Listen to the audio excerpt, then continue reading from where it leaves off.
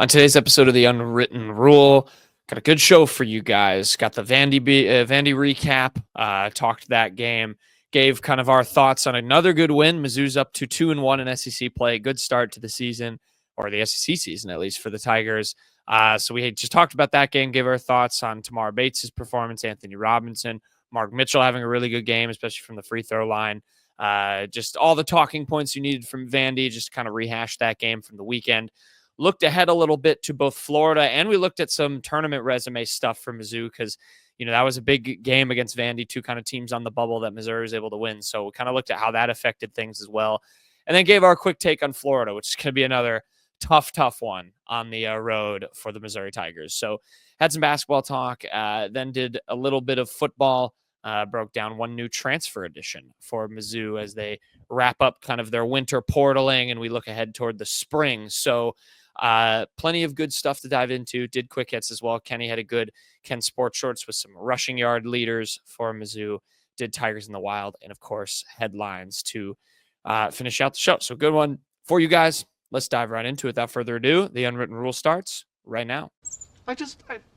Marcel, where are you going with that disc? You were not putting that on again. Marcel, okay, if you press that button, you are in very, very big trouble. Attention. Everybody stop what you're doing. It's time for The Unwritten Rule, a Mizzou sports podcast brought to you by the Believe Network, alongside Payton Haverman and Kenny Van Doren. Here is your host, Jack Knowlton.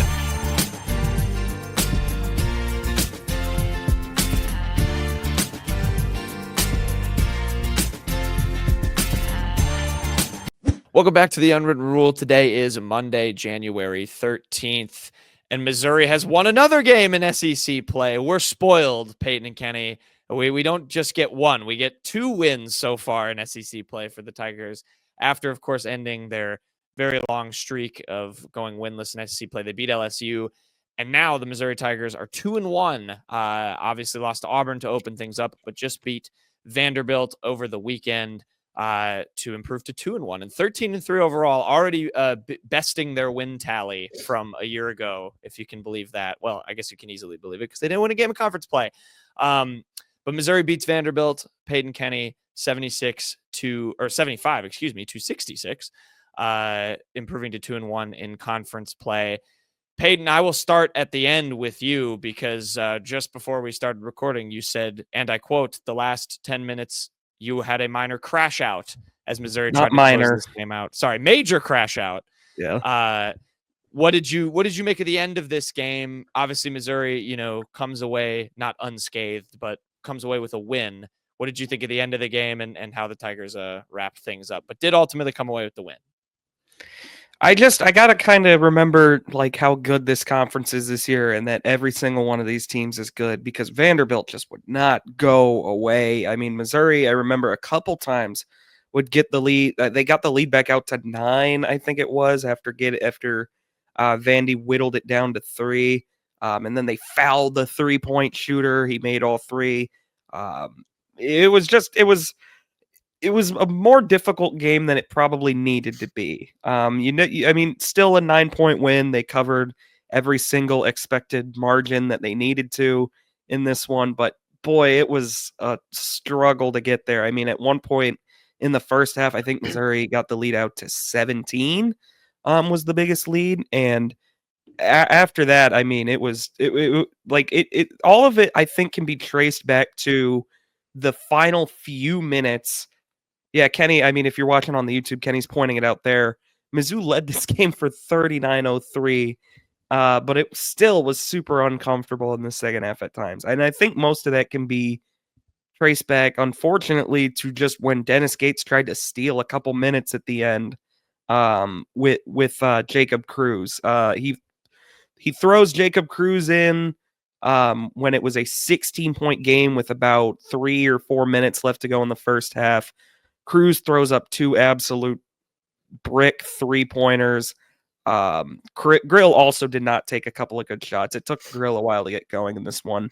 But he did eventually make plays down the stretch. But, I mean, Vanderbilt went on a 7-0 run. A 7-0 run, got it down to 9. going into half, and they were just a pesky team. Credit to Vanderbilt, credit to Mark Byington. He's doing a really, really good job. People forget this Vanderbilt team was in dire straits last year as well, after just a pretty messy conference schedule for them as well. But at the end of the day, we came into SEC play saying Mizzou's got to get to 2-1 if they want to feel good about where they're at. LSU and Vanderbilt at home had to be wins because LSU and Vanderbilt, they're not top half of the conference teams, but they're still good teams.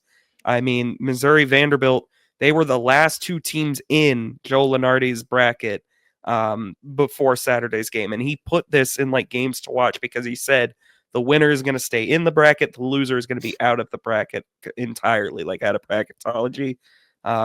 Missouri came out ahead. It's a quad 2 win, I think, because I think Vanderbilt fell. Or no, it's still quad 1. Vanderbilt's still top 50. So very strong win for Mizzou. That's definitely one. When you look back in March, if Mizzou's in the tournament, them being able to pull this one out after having their lead cut all the way down to 1 will be one that you remember. Payton mentioned dire straits there, and one thing that just came to my mind was money for nothing, and your wins for free. And I think you get a lot of that from Mark Mitchell in this one. 19 points. He was like the player of the games, one the SEC crew wanted to talk to after. And one of the things that just jumped right off the page at me, something that we've talked about at length, is that free throw percentage, 7 for 9 from the line. I think that's a great step forward for Mark Mitchell in this game. I was kind of looking at these stats. I think, a good spot is not just even like looking at conference play, but maybe like turn of when they started playing actual opponents. And I'm just going to subtract Memphis from this conversation. But around December 3rd is when they got an opportunity to play a Power 4 team in Cal. And they won that game 98-93. And so I was just kind of looking through some of those numbers. And it's probably the best, free throw percentage. It is the best free throw percentage that he had outside of Alabama State. So I think that's just one of those things where he's taking that step forward. And even Peter Burns after the game asked him a question about it and was like, going up, when you take those free throws, no one high fives you after the first one. There's no like high fiving. And he wanted to know, is that like something, like a mentality thing, don't get in his head, just let Mark Mitchell do his thing. And I don't think Mark Mitchell understood the conversation or the question.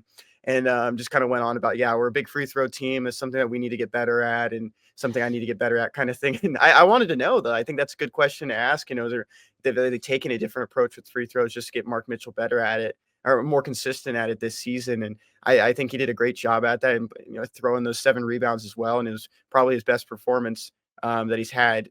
It is the best performance he's had in SEC play.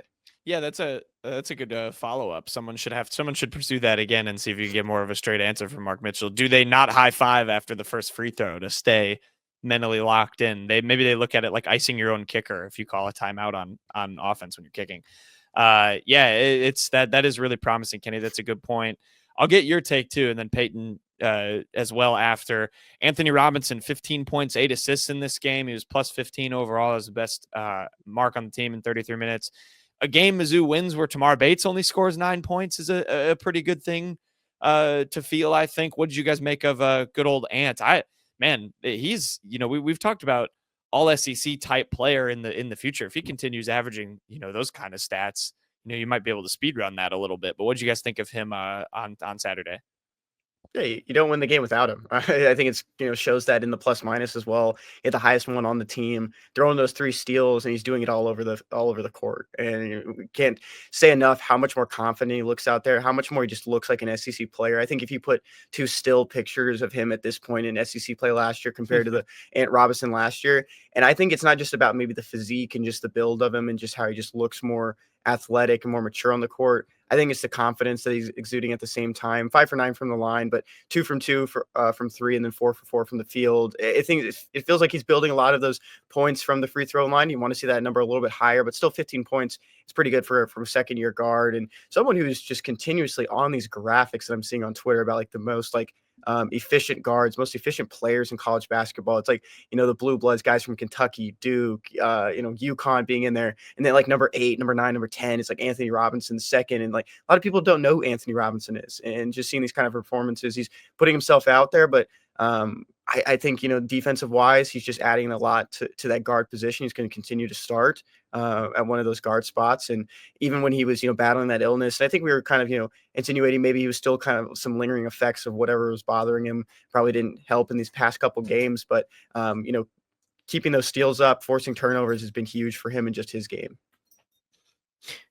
Yeah, I completely agree with you, Kenny, on both the Mark Mitchell and Ant Robinson points. It could have been Mark Mitchell's best game as a Missouri Tiger. I mean, that was the player they honestly, I think, were expecting completely from Duke. I can't say enough good things about how he played. I mean, his and one at the end basically sealed it for them.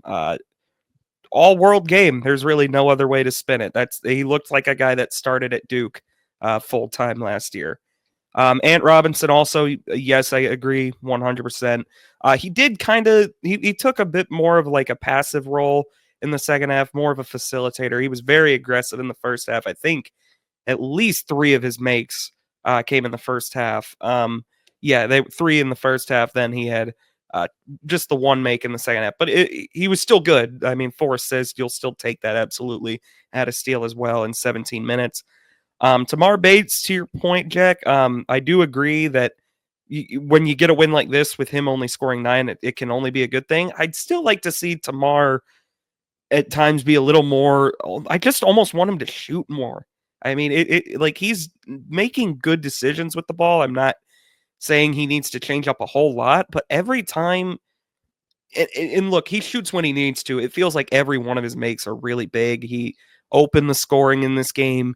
The only 3-pointer he made in the second half on his only take was a huge one. It was really deep, and it kind of stymied a Vanderbilt run. I'm also going to give flowers to Caleb Grill here. Caleb Grill started the game real rough, and as goofy as Dennis Gates's rotations were at times in this game, and I think it really almost cost them with the Jacob Cruz one. I'll give him credit. He stuck with Caleb Grill when I think most people absolutely would not have. Caleb Grill started this game 0 for 5 from deep, but he got it going late. His 2 3-pointers were in the final 8 or 10 minutes, and they were both huge. He was fouled on a 3-pointer after Vanderbilt had just made 3 free throws in a row, and he made all 3 of them. He was huge on the boards. So credit to Caleb Grill. He was really, really big in this one. Final person I'll mention, Josh Gray. This is the most mind-blowing stat I have ever I was hoping seen. one of y'all would bring this up. Otherwise, I was going to. Do you know the team that is number 1 in defensive rebounding percentage in the SEC? I would guess it's the It Missouri is Tigers. the Missouri basketball Tigers. Yes, sir, folks. The rebounding is not just not a weakness anymore. It is now apparently a strength, and it's because of Josh Gray. I mean, this guy has just been all world on the boards for them. He has 21 rebounds in their last 2 games in SEC play. This is exactly, if you had asked me like the 100th percentile outcome for Josh Gray when they picked him up, I wouldn't have even imagined they would have gotten this out of him. Yes, he is kind of hilarious to watch when he has the ball in his hands offensively. I get it. He is not a threat to score, and he's not really much of a facilitator. He absolutely does not. If he doesn't score a point again this season, I won't care. I really won't. This is everything we were begging for from a center. We said, like, by default, this was basically the best true center that they've had under Dennis Gates. I didn't expect him. Like, he could legitimately be an all SEC defender. Dennis Gates said he believes he's like an all SEC first team defender. It's kind of hard for me to disagree with him because, I mean, he changes the way teams attack Mizzou on offense. It really is something to behold. I think he's a smart player off the ball offensively. I'm not going to rehash everything we said about him after LSU, but just know that I am probably, if Josh Gray has 10,000 fans, I'm one. If Josh Gray has 1 fan, I am that fan. And it's one of those things, like, I don't think plus minus is even fair to bring up with Josh Gray just because he adds so much to even like passing. I don't know if you guys saw that pass like earlier in the game. I think it was to Caleb Grill. It was Grill, just yeah. felt like it felt like he was just like a quarterback standing at the top of the key and just was facilitating like an open man. And I Rifling think it. I think it's great. He was only two guys had blocks in this game. Mark Mitchell being the other one, and he had 2. So it does add to that point that Payton is talking about, where he could be on the all defensive team. And I just love these kind of big men too. That just I don't know Josh Gray. I don't get to talk to him, but from what we've seen, and he's interacted with us on Twitter, he just loves his role. He loves what he's doing at Mizzou. And it's just one of those guys who's pretty unselfish, for not wanting to, be down in the paint, dunking and scoring, adding all these points. He's just doing his job. And I think he can get to that point in college too, where, he's been around the block. He's been around his 3rd SEC program, and he's kind of really finding his true role and what he's doing. He doesn't know if he's going to make it, beyond college, but it's just one of those things where, if you have a guy that's unselfish in what he's doing and does it well, this team will go far.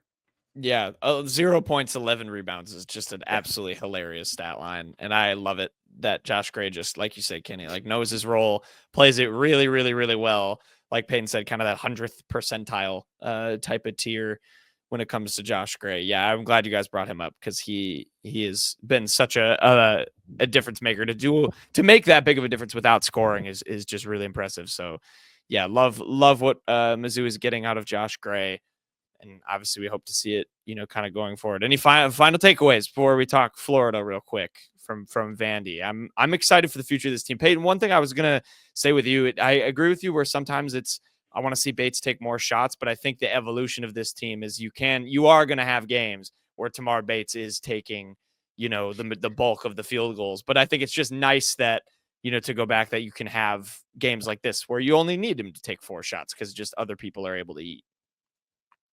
Yeah, you're absolutely right. I mean, and look, to be quite honest, I want more nights where Mark Mitchell is the guy taking the most shots on the team, because I think he is their most talented player.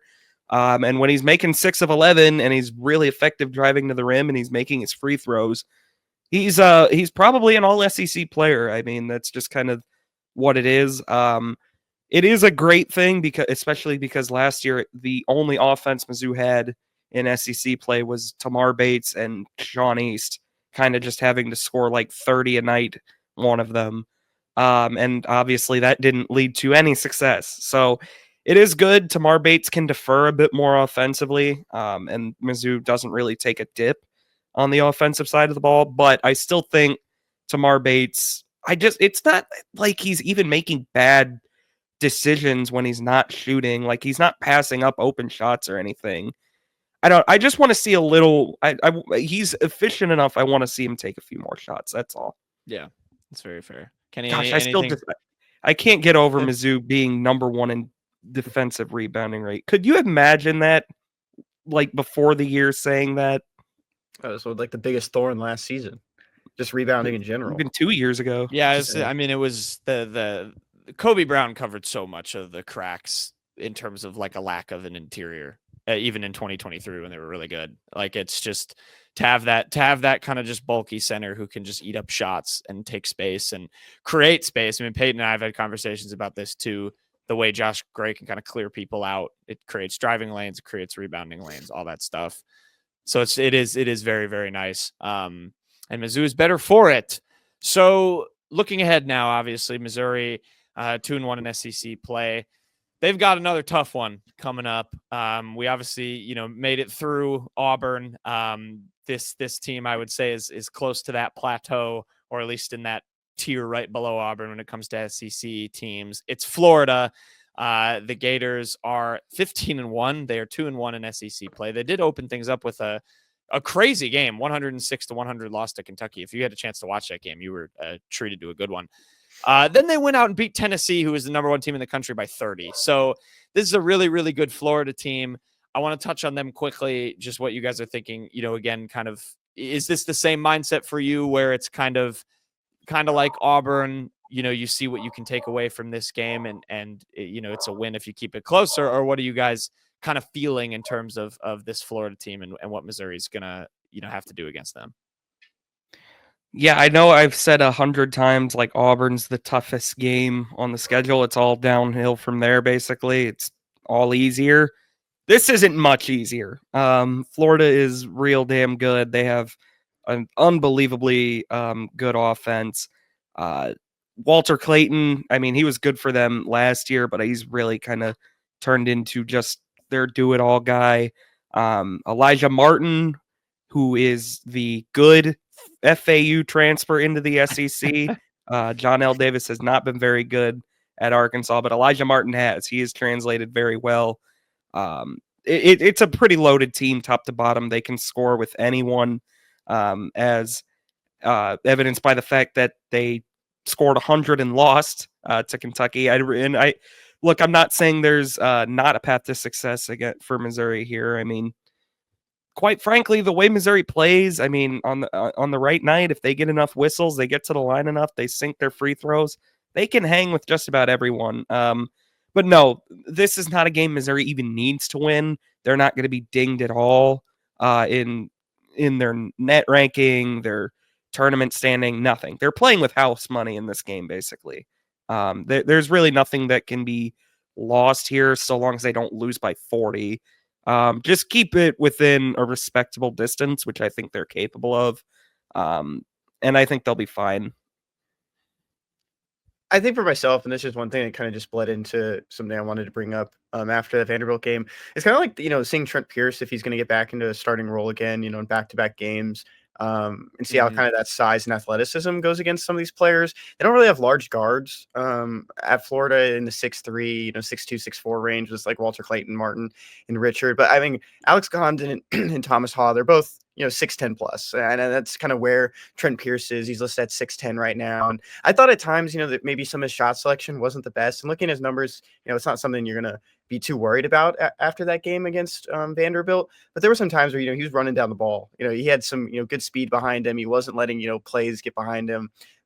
He was getting back to on the defensive side of the court, and there were still times in that game against Vanderbilt where they're just letting open corner threes. But I thought at certain moments Trent Pierce was really showing off that athleticism, and it's still was something I wanted to bring up. Imagine like Trent Pierce and like Konzo Martin's system. I just don't think we would have seen someone like Trent Pierce who has a lot of ceiling and opportunities to stretch the floor and has all this length to him, and maybe still has a lot to grow and a ceiling to touch. But I'm interested to see how he kind of matches up against some of these forwards from Florida. Yeah, this game for me, I mean, they kind of do have to play a perfect game. I mean, Florida's, like Payton said, one of the better scoring teams in the country. I think, you look at Missouri's kind of shooting efficiency against Vanderbilt. Obviously, you would have liked to have seen them, maybe make a couple more free throws as a team. Great that Mark Mitchell was doing it, but you kind of have to play that efficient on offense and also, find a way to stop all of these guards without, while also, like Kenny said, dealing with the length. This team's good at getting rebounds. Condon's a really skilled forward. Hawes just kind of a rebounding monster. They're both pretty good, and I think Josh Gray is going to probably have his hands full in the paint, as good as he has been. But to Payton's point, Missouri's the number one defensive rebounding team in the country, and the old saying goes in the SEC. Sorry, in the SEC. Excuse me. We'll say the country. The SEC is the best conference. Baby steps. We'll get there. But, the old saying goes, he who controls the glass controls the game. But, I don't know if Missouri has quite the firepower to probably deal with Florida if you're going to get them into a track meet. So I think for me, I look for them to kind of muck this game up. I would like to see how many kind of turnovers they can force. We've talked about this team being really good at steals. I think, it proves you can sustain that against good teams if you can kind of turn this Florida team over. If they score 93 points and have 20 turnovers, I'd be pretty happy from a defensive standpoint, just because that is how good Florida is offensively. But that's probably what I'm looking for. I want to ask Payton about this too, from a general outlook perspective, because I know he's got his nerd stats up. You mentioned the net, the rankings and all that stuff, Payton. Where does Missouri stand right now, tournament wise? You talked about Vanderbilt. I know Lenardi, like you said, had this game billed as a win and in game, so to speak, as in his projected bracket. But what's Missouri? How's Missouri looking after a 2-1 start to conference play, NCAA tournament wise? I mean, they can't be anything other than in at this point. In the net, they're sitting at a very, very solid 34. I believe they were 36 or 37 before that Vanderbilt game. Vanderbilt was one spot behind them. So that was a very, very critical bubble win. I mean, those are the types of games, Dennis Gates alluded to it too, like those types of games you have to go out and defend your home court. especially when the conference is as loaded as it is. That's another thing that's probably working in their favor in this Florida game. They're on the road, so again, there's really nothing that can hurt them in this game. But I mean, that was such a critical win for them over Vanderbilt. Being top 35 in the net is huge. They're in front of teams like Louisville. They're in front of UNC. They're in front of Clemson. They're in front of a lot of SEC teams. They're in front of Texas. They're in front of Arkansas, Oklahoma. A lot of those teams that are going to have key conference tilts when Missouri plays them coming into the year.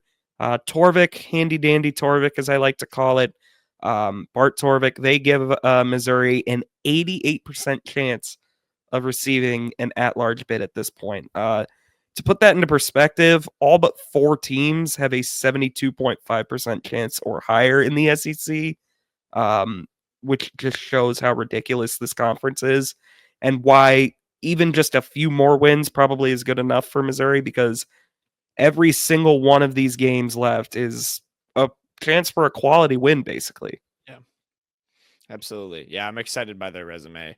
Kenny, 88%. How hype does that get you? They had Lenardian as an 11 seed, which this was ridiculous. Playing Dayton in Dayton, giving a home game to the Flyers in the tournament. That would be the most Missouri thing ever if that was your draw. It's Dayton only being good aside, but that was before the Vandy game, though. That's not where they're going to end up. It's true. I still think that'd be the most Missouri thing ever. Kenny, what do you think of when you hear that resume from Mizzou? Does the tournament team get in when they are playing road games and the lowest ticket is $6? I mean, come on. This is kind of ridiculous. That's where my mind goes. Kind of some disrespect there. But no, yeah, I think it's just kind of almost like refreshing, and almost it was a question that I had coming into the show is, matching up this team to the 2022-2023 team. I mean, what would be your spread on a neutral court? Because it's kind of hard to say one team is at home. That's a good question. It's the same team, but you put the best starting 5 in your opinion. You don't have to name them. Just kind of give me what that 2022 team and 23 to against the 2024-2025 team. I have a hot take that maybe it's not hot. Maybe people agree with me. I think this team is definitely better than that team. I really do think that the 2022-23 team had the best player. Kobe Brown is definitely the best player on the floor when you put the 10 out there. But I think this team would be a 7-point favorite over that team. That team had a lot of flaws that I don't think people like to think about, because that team, and rightfully so, that team was so much fun. It kind of revitalized, I think, the program. It was their best season in maybe not their best season. Konzo had a couple really nice teams there in that last decade, but that team was probably the most fun of those because MPJ got hurt and then the other good Konzo team collapsed. But I think this team is definitely better than that one. I really do. I think the 5 this team could put out are better than a 5 that it would include Nick Honor and Noah Carter. I think this team is better. Yeah, I think it's... Oh, that's not a bad point. Man, I love that 2023 team. I do too. It's like my favorite team ever to think about, but this team is better. Yeah, I think you're probably right. Payton, I think it's really easy to look at the Kobe Brown thing. And, I think part of why that other team worked so well was because it had a lot of guys that Dennis just had a lot of familiarity with. And now you're making the same case for this team. I mean, it had Demoy Hodge, it had DeAndre Golston. Dennis had been watching those guys for years, knew exactly what he needed to get out of them. Noah Carter too, and did that. And then you have a guy who turned into a first-round NBA draft pick. I think you're right, though. I think this team's deeper. I think this team can hurt you in a lot more different ways. And I think it's better in terms of the size distribution, which we talked about. I'd probably take this year's team too, I think, as much as, I loved that 2022-2023 team. That's a good question, Kenny. That's a good prompt. It is a fun hypothetical. Yeah, well, I don't think it's a hot take at all either, Payton. I think you're kind of just right on the nose about it. I think this team also has guys that can slow Kobe Brown. I think that's kind of like one of the biggest things. I don't know if there's Aiden Shaw. Yeah, I mean, even like Mark Mitchell. That was the first one. This Anthony Robinson, a more mature one too. on the court. I think there's just opportunities there to slow the best player. And I just, the more I thought about it, I don't even think it's like recency bias and just kind of thinking about the current team more. I just think this team is just kind of more built to beat the former team. I mean, think about this. There would be a lot of times where Noah Carter has to guard Mark Mitchell. I Yeah. mean, that is a disaster for the 2022-23 team. I'll And be Noah Carter, he would have very to honest. he'd have to go against Josh Gray like on the boards. Like there's no Yeah. chance. Like that other team was small. It made threes. It played really efficient offense. This year's was team hyperactive on defense, trying to Yeah. just force steals. Right. This team kind of does that too. Like I think they're still. I mean, they're fifth in the country in steal percentage this year. Like They do that, but they also guard. Exactly. Yeah. It's a lot less. It's a lot less like run and gun. There's a little bit more nuance to it, and there's a lot more balance in the lineup. Yeah. I don't think you can even accuse recency bias because if anything, you're gonna be biased toward the team that won a tournament game. So Yeah. I don't think you could say. All right, we're all taking the 2025 team. Good prompt, Kenny. That was good. My last thing on this game, I had a dream. I don't know if it was last night. I'm really bad about winning, when my dreams were, but Danny Stevens and JV Brown played in this game. I still think Danny Stevens has a hand injury or a brace on his hand, so I don't think that's possible. But that was kind of where my mind went, or where my brain was telling me. We late in the night in snowy Missouri. So if you want to believe that is a blowout win for Mizzou and they're putting guys on the floor, or a blowout win for Florida, up for your interpretation. Well, I hope you're right in one way or another, Kenny. Yeah. Well, no, I hope you're right in one way. Kenny's manifesting Danny Stevens. They're gonna put a Danny Stevens, who I believe is still in a hand brace. I could be wrong, on the floor in his warm-ups because I don't even know if he's been wearing a uniform. I couldn't tell you one way or the other. Yeah. That's some dream, Kenny. That's Kenny's Mizzou dream catcher. Yeah. All right. Florida against Missouri, 8 p.m. Tuesday. You can watch it on ESPN. Yeah, and late tip on Tuesday, which is kind of unfortunate. I'm not an 8 p.m. tip guy, but that's okay. Better this game than one that hopefully will be closer and in Missouri's favor. There's some basketball talk. Before we go to quick hits, we have a quick football item to clean up from over the weekend. The Tigers added another transfer. Missouri has been rolling in the transfer portal. One of the better SEC teams by all the rankings that I see, but they got another one in the last couple of days. A tight end, Vince Brown II from Colorado State, started his career at College of DuPage, which I could not tell you where it was.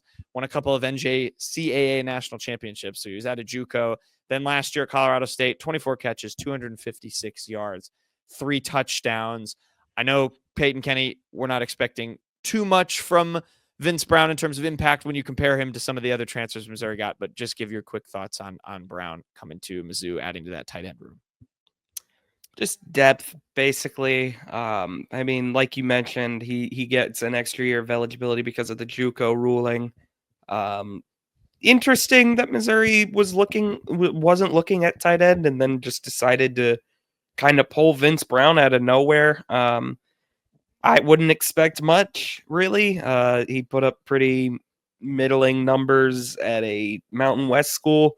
I don't think that really translates to a big jump at an SEC school. So I know Kenny had a good comp for what to expect from him, but really more than anything else, it just probably says they weren't 100% comfortable with Hafer and Justice maybe being able to step up and be kind of taking a few snaps this season potentially. Yeah, I kept giving Durham Cato, the tight ends coach, a lot of credit for being involved in his first true off season as the position coach. Because he's been on staff for a little while under Eric Link, but he was handing out offers left and right, and I was like, oh, maybe he does get active in the transfer portal. And tight end didn't really seem like a position that they needed to address. Brett Northley coming back from that, I believe it actually was a knee surgery. We had mentioned before his shoulder because he had been banged up his shoulder, but I read that in the Columbia Missourian. So that's kind of where that was. And then with Jordan Harris, he had his drops, he had his issues in the as a pass catcher. So just kind of give him his opportunity to continue to be a blocker, and he's excelled at that over these past 2 years. And so I think adding Vince Brown is almost like a replacement for Tyler Stevens. I think with Vince Brown too, it's just like one of those things where you're kind of just replacing some of the depth that you lost to exhaust eligibility. This is one of the weird things just about the Missouri football website that I'm just not probably the too biggest fan of is that they have eligibility listed on the website for the program. This kind of goes back to like Mookie Cooper. It's saying that he had eligibility for the 2025 season, which was incorrect. And it says the same thing with Tyler Stevens, who's been a reserve tight end these past couple of years. So I think just in Vince Brown's case, it's one of those things where he just comes in, replaces that production as an experienced tight end. You're not expecting the world from the guy. His grades from PFF, aren't jumping off the page at you in really any instance. And some of these pass blocking grades are, in the greens, but you have to look at how many pass blocking opportunities he have. 6. The one time he had 6 against Oregon State, that's a 77.4. That's good. If that can translate, then you're in a good spot. But it's one of those pickups where it's just adding depth. You're using a scholarship. You're really pushing right on that threshold now, just kind of waiting on Tristan Newsom to make a public announcement on what he's going to do for next season. But yeah, it's just a pickup. Durham Cato got involved for the first time in the transfer portal, getting a tight end, and yeah, it's just one of those that you probably won't remember too much about, but if you do, then kind of diamond in the rough kind of move. Yeah, it's a potential cherry on top if he's able to contribute. But yeah, I kind of see that as a depth piece as well. So Vince Brown coming over from Colorado State, just wanted to hit on that as well, not a quick hit because we're about to go to quick hits, but just as another agenda item for Mizzou football. And obviously, Kenny, I know you've got your finger on the pulse with recruiting now. It'll be a big topic going forward, as well as just looking ahead toward spring football. And we kind of, see maybe where some of these position battles go. First look at Bo Prabula too. I was thinking about him as watching Penn State, Notre Dame. Looking forward to, seeing him get in the fold. But yeah, Vince Brown comes over from Colorado State. And we'll see what happens from there with the rest of the transfers. I'm excited. I know we've talked extensively about all these Mizzou guys and the new ads, so I'm looking forward to seeing what they can do, with how they can add to Mizzou's roster. So with that, I think we should go over to quick hits, fellas. Let's finish up the show.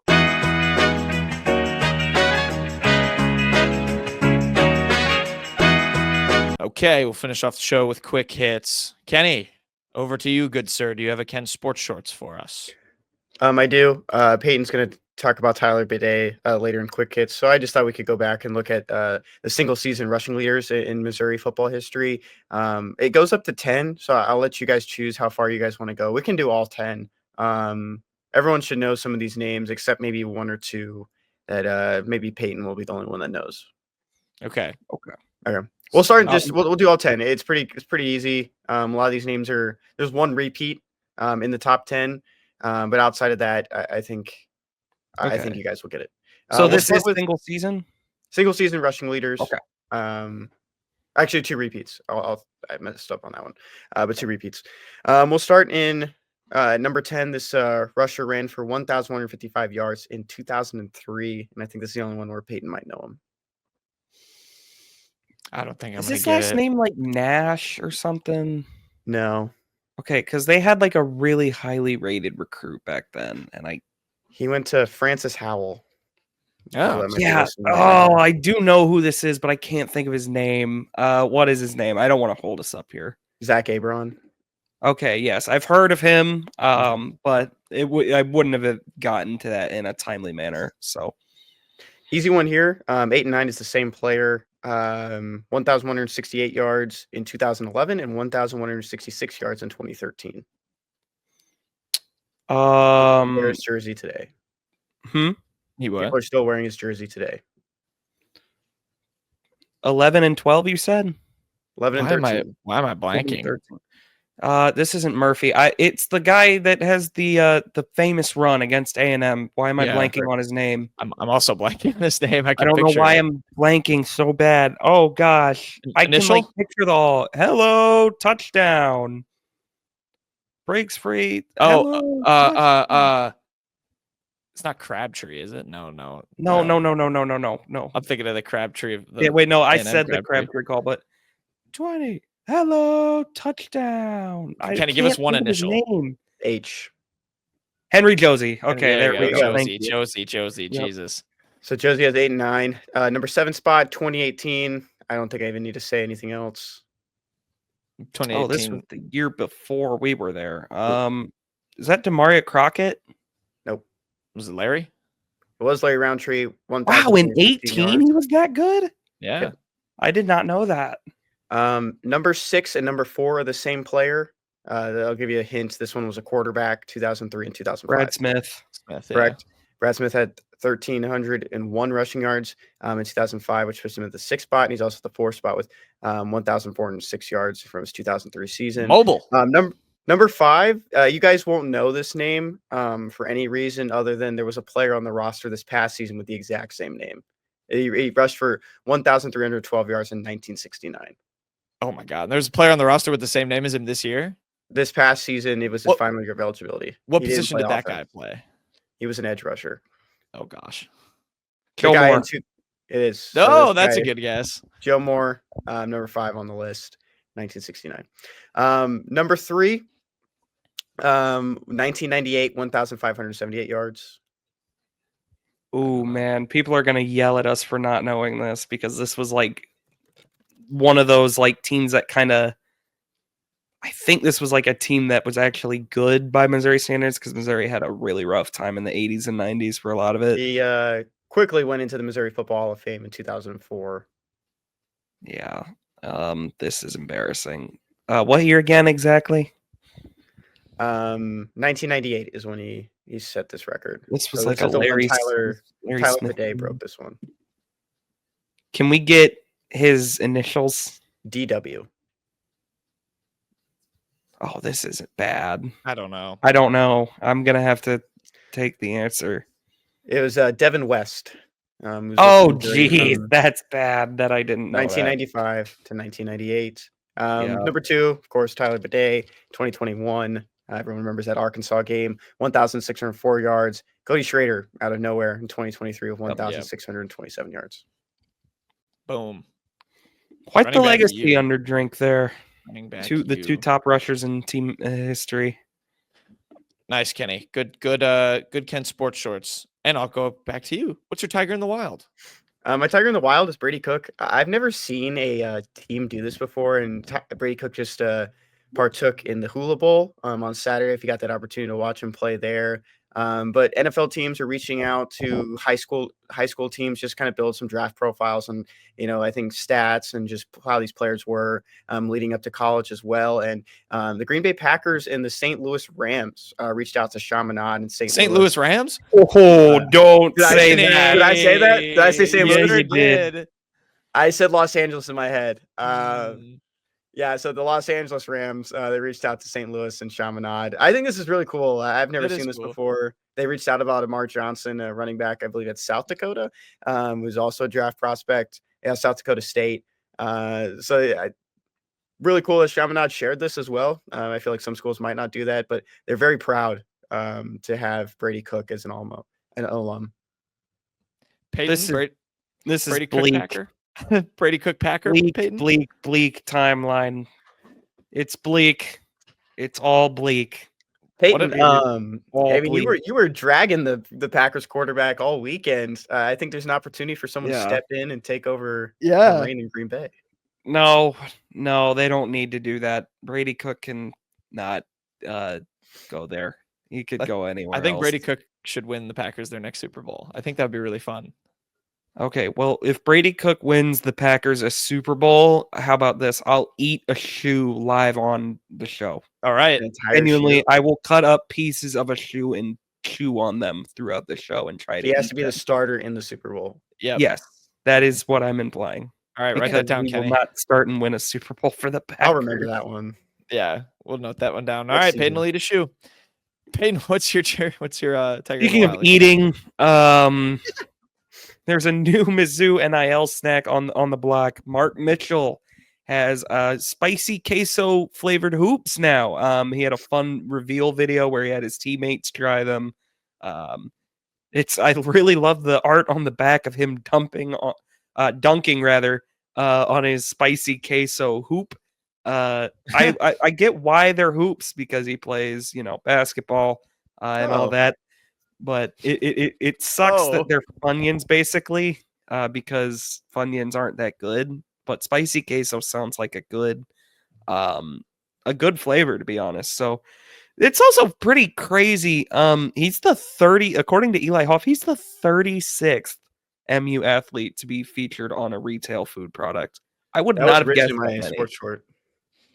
Oh yeah, that would have been a Can good you name one. the other 35? There's probably Like, some like volleyball and women's basketball players in Yeah. there that I just don't know. Yeah, me too. Because I mean, like, I could name the guys on the pizza. Obviously, Luther Burden. I guess Brady Cook has something. There were a couple Armand guys Menzel on the was on one. cookie. But would not have guessed 36. But Mark Mitchell, the latest ones, and I believe in the video that he posted, he said you can get them at Schnucks. Nice. Schnucks in Columbia. Go get Is 'em. this a My House logo? It looks That's like a it. Mark Mitchell logo. Mark Mitchell's logo is just the My House logo. No, it's his Oh my logo. gosh. Kenny and I Conspiracy. saw Mark Mitchell at homecoming, by the way. We saw him walking down the street. I was Jeremy too scared to say Sanchez. hello to him. Yes, he He was was with with Jeremy Jeremy Sanchez. What a duo. All right. My Tiger in the Wild is I guess it's technically Ahmad Hardy, but in the form of Deshaun Ford. I'll explain. So Deshaun Ford is a pretty good. I mean, he's a good running back. I had some serious offers in the 2026 recruiting class, or excuse me, sorry, 2025 recruiting class. Pretty good running back.